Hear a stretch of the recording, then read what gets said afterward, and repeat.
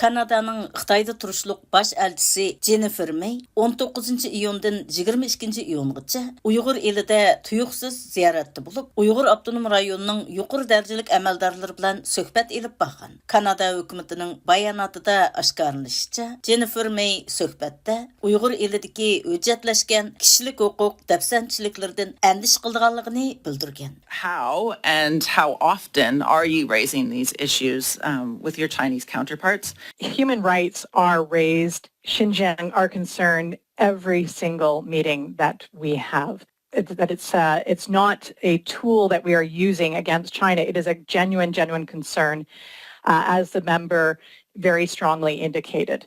Jennifer May Xitayning 2017-yılı başlanğan çoğ tutqundan beri, bo'libmi Kanadani öz içiga algan 10 necha G'arb davlat parlamentinin Uyghur irqiy qirg'inchiligini e'tirof qilishidan beri, Uyghur elida ziyoratda bo'lishga yo'l qo'yilgan tunji G'arb bosh elchisi hisoblanadi. Kanada hukumatining 23-iyun e'lon qilgan bayonotida ko'rsatilishicha, bosh elchi Mayning Xinjiang ziyorati Kanadaning Xitoy amaldorlari bilan bo'lgan diplomatik aloqasining bir parchasi bo'lib, bu ziyorat Kanadaning kishilik huquq masalasidagi andishalarini Xinjiang rahbarlariga bevosita yetkazish fursati uchun xizmat qilmoqda ekan.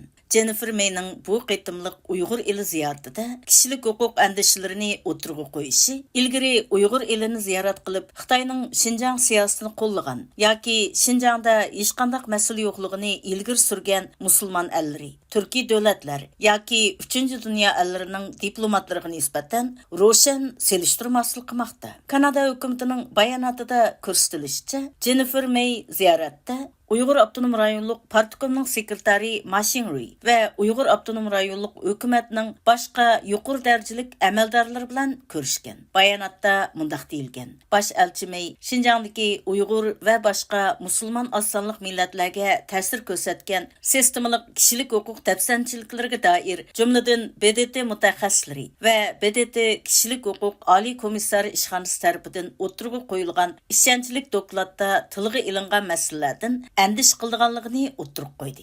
Bayonotda yana Jennifer Mayning bo'libmi Uyg'ur tili ma'rifining cheklanishi va Uyg'ur bolalarining yotoqliq maktablarga o'rinlashtirilishiga bo'lgan andishisini o'tirg'i qo'yganligi qayd qilinmoqda. Bayonotda ko'rsatilishicha, bosh elchi May yana mustaqil BDT mutaxassislarining Xinjiangni o'z ichiga olgan Xitoydagi barliq rayonlarda cheklimisiz tekshirish ilib berishiga yo'l qo'yishni qayta ta'kidlagan. Kanadaning Xitoyda turishluq baş elchisi May bu andishalarini Xitoy hukumati irqiy qirg'inchilik va majburiy emgak, G'arb to'qib chiqargan yolg'onchilikdir deb inkor qilayotgan bir vaqtda Uyg'ur avtonom rayonining amaldorlariga yuzturana aytgan.